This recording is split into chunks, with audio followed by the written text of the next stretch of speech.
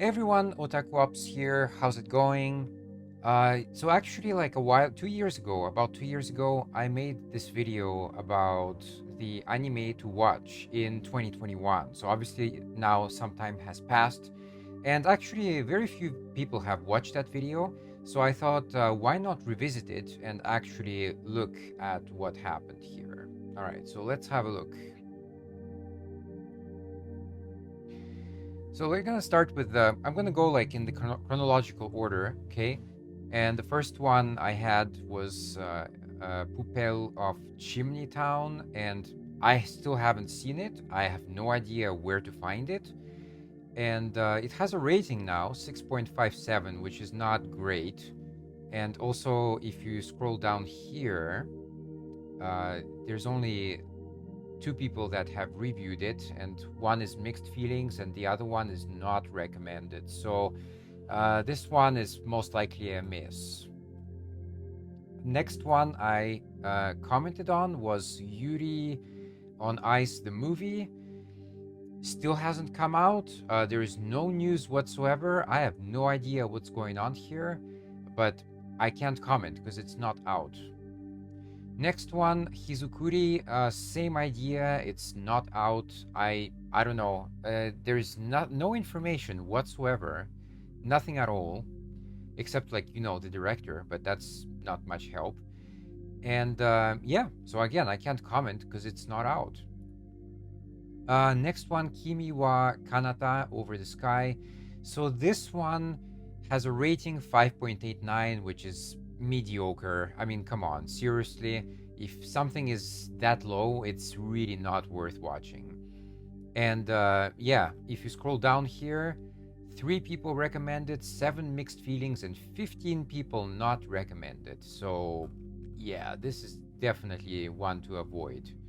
Next one, muv-luv alternative. So this one is an interesting one because I think muv-luv alternative is the best visual novel in the world. Okay, like it beats Steins Gate and things like that.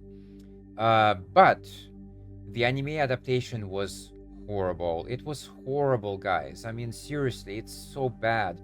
There were some parts which were like okay, but the main problem I have with it, and this is they had the characters. The characters are central to muv-luv, the character development. I mean, but I guess like in the anime they decided, well, okay, we're just gonna focus on the action scenes, and they did that.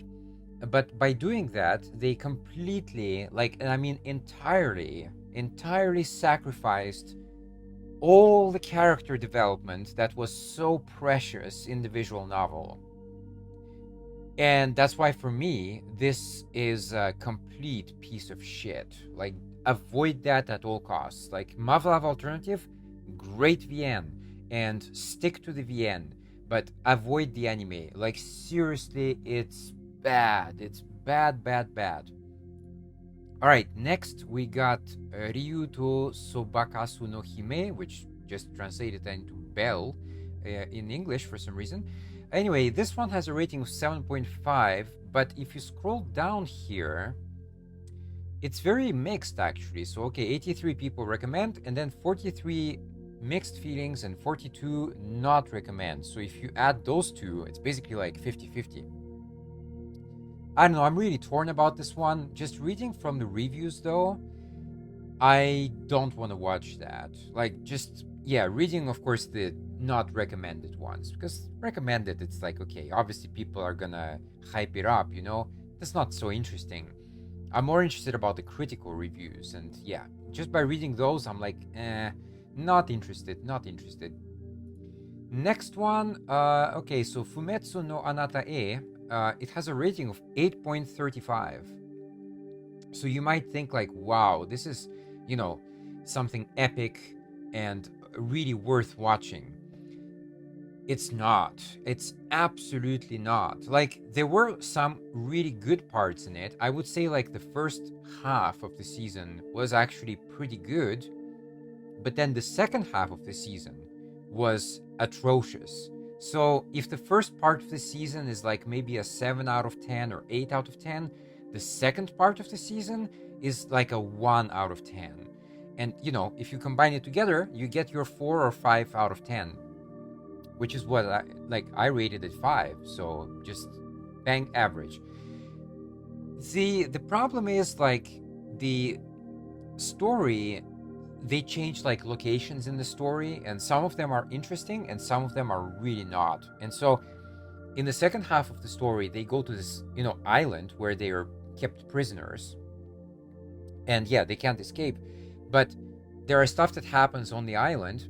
You meet like new characters, etc., and I just don't care. I don't care about the new characters. Like, they're not interesting in the slightest. The character development becomes really boring, actually, whereas like in the first half it was interesting. So yeah, I'm not interested in this whatsoever. I didn't like it. I watched it all, but I didn't like it. And I did not watch the second season because, yeah, people say it's just more of the same, like from season one, like the second part of season one. I mean, and I'm like, no, I don't want more of this. All right, next one, we got Full Dive, the ultimate next gen. Full Dive RPG is even shittier than real life. Has a rating 6.47, which again is pretty average. And in the thing here, in the bar, you got 73 recommended, 33 mixed feelings, and 51 not recommended. So this one, basically avoid it. That's what the ratings say, and I'm not gonna watch this one. Next one, Data Life 4. Yes, 4. It has a rating of 7.77, which is pretty high. But I'm just not very interested in the topic. So that's why I didn't watch it, and I'm not gonna watch it. If you read like the negative review, it will give you some things here to consider. Like, for example, the new studio didn't take the project seriously. They didn't gather enough funds, or gathered it but decided not to use it, which is okay, happens sometimes. The animators are not talented enough to recreate the original, more detailed character designs, and there's more. So you might think like, okay, maybe this is some kind of hater, but actually, I take a lot of information out of these, because again, if you read just the recommended ones, they're just gonna hype it up, and like, I'm not interested in that. I'm not interested in the positive reviews so much. I want to see what people say, like, negative about it, It helps much more. And next one, we're gonna look at The Detective is Already Dead, Tantei wa mo shindeiru, 6.38, which is really bang average. And again, in the thing here, actually, 19 people recommended, 33 mixed feelings, and 67 people not recommended. So this one, definitely avoid. Next one, we got The Dungeon of Black Company, 725, which is decent, but again, if you read the not recommended reviews, you'll understand why it's not worth watching, basically. Next one, I'm going very fast because, yeah, I know the things already. Higehiro, after being rejected as shaved and took in as high school runaway. 7 to 8 rating, but here, so 112 people recommended, 43 mixed feelings, and 72 people not recommended. This tells me that it's not worth watching, basically. Yeah, there's too many negatives, like, it's just not. Next one, Super Cub, 744. But if you read the reviews here, some of them anyway, people say like it's really, really, really slow and boring, and there's not much happening. It's basically, yeah, it's kind of like a promo for the motorcycle company, but that's pretty much it. That's not interesting. Next one, Tonikaku Kawaii SNS. So I watched the original Tonikaku Kawaii, and a lot of people are like, I would say, okay, this is kind of an interesting one. I would say the weebs out there really like it, okay? But the non-weebs out there, didn't like it too much, and I didn't like it actually. I thought it was just like the first episode, very good. The first episode, fantastic, but after that, it just goes downhill all the time. Like it's not funny. Um, I don't know. Maybe it's not okay. Like, look, I'm 40, so it's very possible that it's not meant for my age range or something like that. It's very possible. But I do watch romance comedies. Like it's not like it's a new genre for me. I do watch them from time to time, and there are some really, really good ones in there. For example, Horimiya was excellent, or The Dangers in Your Heart was brilliant, I thought. So I don't have a problem with romantic comedies or like romance in general, but I have a problem with this one because I don't know, like it tries to kind of be like an adult thing because yeah, technically they get married, so I mean obviously that's not, childish, but the anime itself is childish. That's the problem I have with it. It's just not like it's not interesting except the first episode. But that's not enough.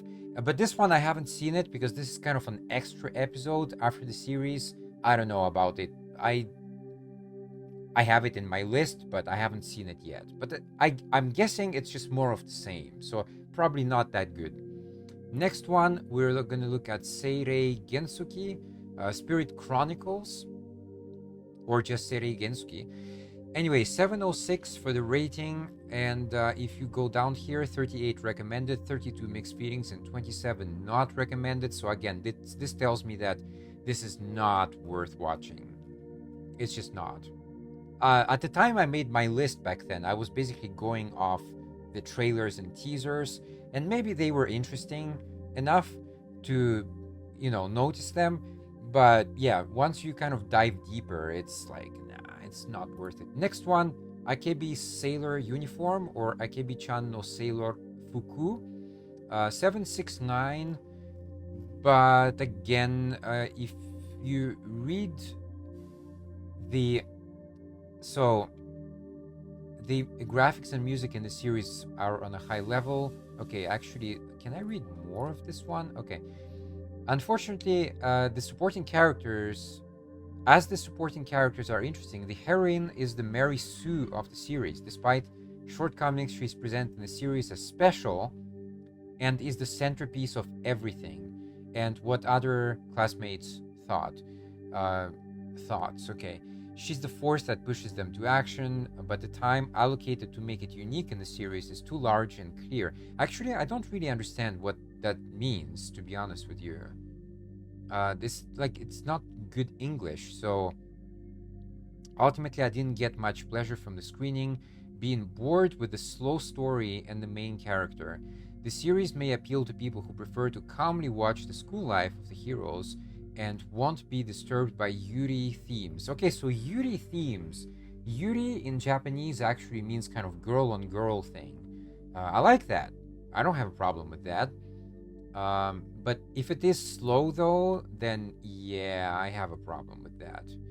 But this one, I don't know, it's a maybe, but I'm not too excited about this one. Next one, The Executioner and Her Way of Life, or Shokei Shoujo no Virgin Road. 6.79, which to me tells me it's not worth it. Quite a few not recommended. Everything about the show screams comically bad, pseudo-deep isekai to me. An anime that aired last year even did the so-called first episode twist better.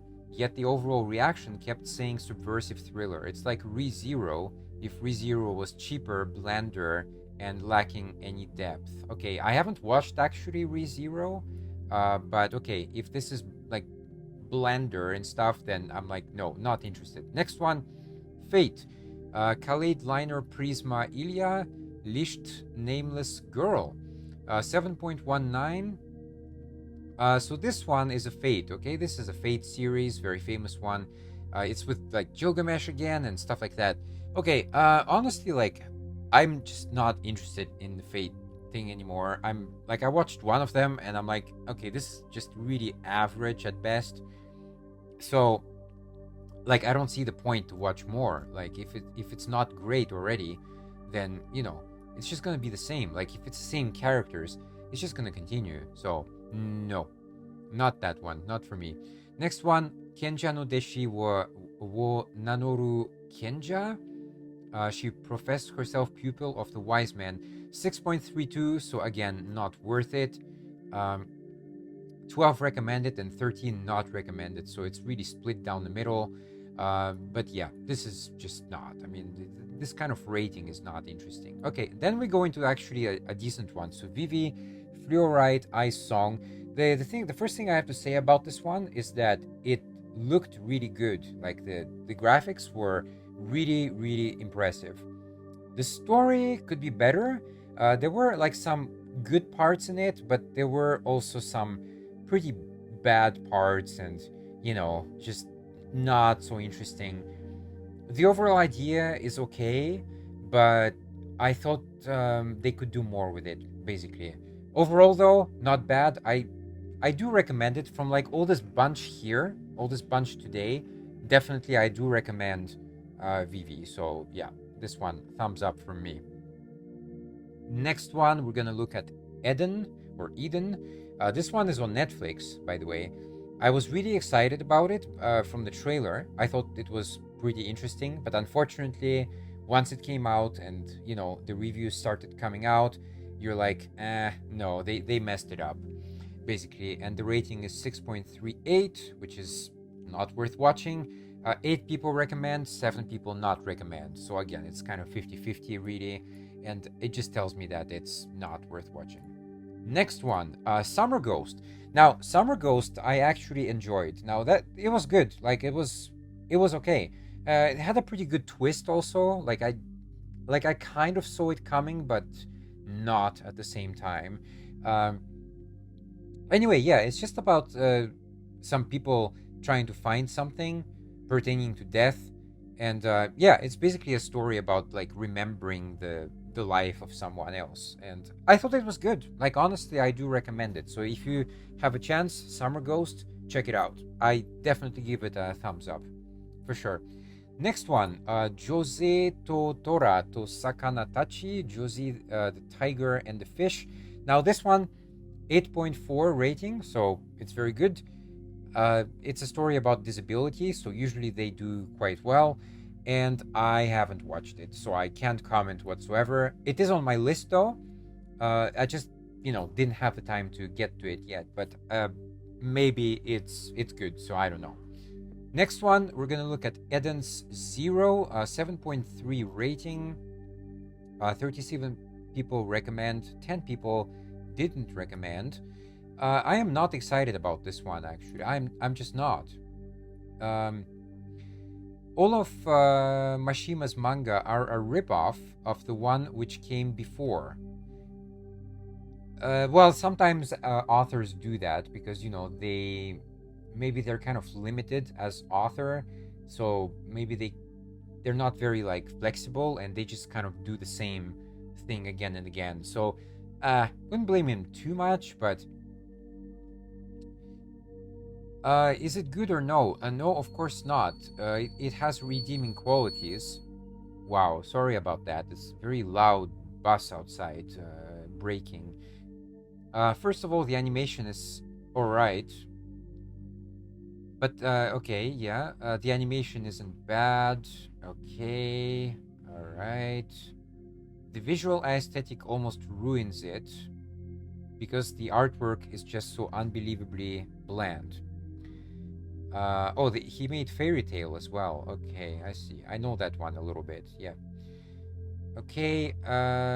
Eden Zero looks dead inside. Everything about it feels deeply uninspired, even when the animation is nice. The music can be fun, but it's largely unexceptional, especially in comparison to Fairy Tail, which I think everyone agrees has a consistently fantastic soundtrack.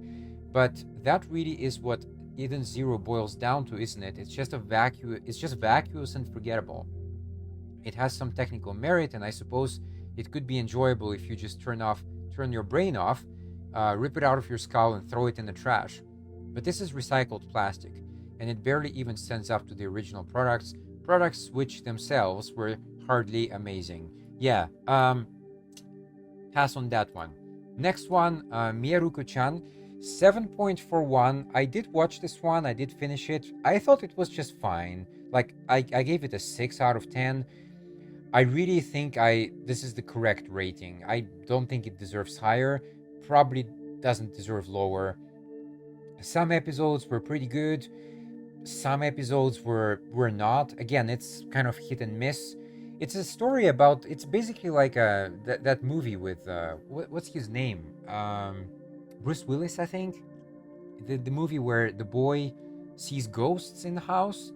Well, basically, Miyaruko-chan, that's it. So it's a girl, it's a high school girl who sees ghosts, okay? And some of them are, well, I think actually like the majority of them are evil. And so she goes to a shrine or something, and she gets a blessing from the shrine, and she gets like protected, but there's a limit to her protections. I think it's like 3 times or something. And basically that's it. Yeah, so she uses that power to either avoid the ghosts or to kind of confront some of them.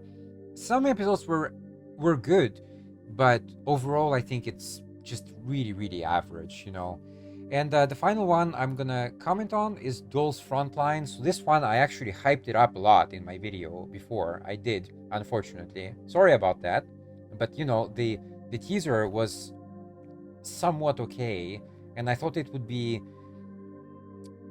I don't know, like in some weird way I thought it would maybe be related to something like Steins Gate, but it's really not. And it's not good at all. Like 5.88 rating.